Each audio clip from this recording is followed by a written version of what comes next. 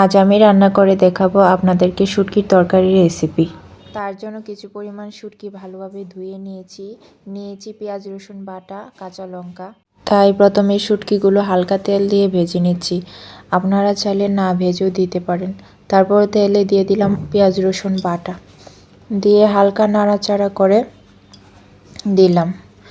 তারপর দিয়ে দিলাম অল্প পরিমাণ জলে দিয়ে দিব পরিমাণ মতো লবণ, হলুদ, মরিচ ও ধনিয়ার গুঁড়া, দিয়ে আবারও নাড়াচাড়া করে মিক্স করে নিলাম।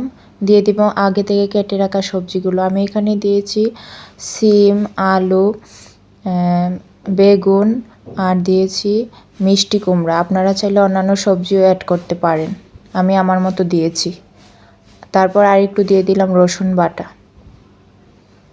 তারপর হালকা নাড়াচাড়া করে এখন ঢেকে দিব। ঢেকে 5 মিনিট রেখে দিলাম। তারপর দিয়ে দিলাম ভেজে রাখা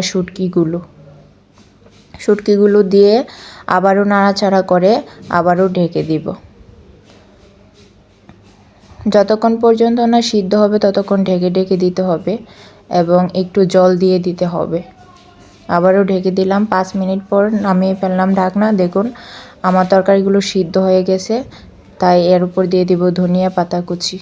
আপনারা তো অনেকেই অনেকভাবে শুটকি রান্না করে খান, এইভাবে একবার শুটকি রান্না করে খেয়ে দেখুন কত মজা। খুবই মজাদার একটা রেসিপি। আমি এখানে ট্যাংরা শুটকি দিয়ে রান্না করেছি, আপনারা চাইলে অন্য শুটকি দিয়েও রান্না করতে পারেন। দেখুন তরকারিটা কত মাখো মাখো সুন্দর হয়েছে।